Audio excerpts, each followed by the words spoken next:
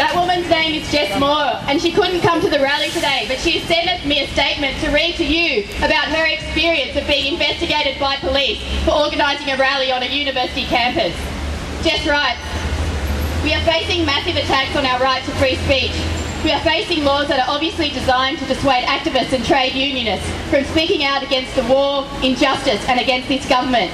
Some, like David Hicks, are even being used as scapegoats, as examples subjected to daily torture, to tell people like us we must not oppose the government. The idea that the action I'm being investigated for was an action in support against Hamas is something that was claimed against me and is farcical. It was in fact a stunt organised on campus to combat homophobia. It had nothing to do with the conflict in the Middle East. But now, in the name of terror, it has become practice to investigate activists who speak out against the government.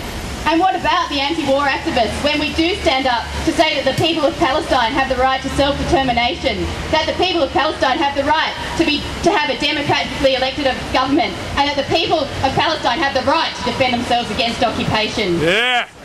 Woo! Bloody Israel!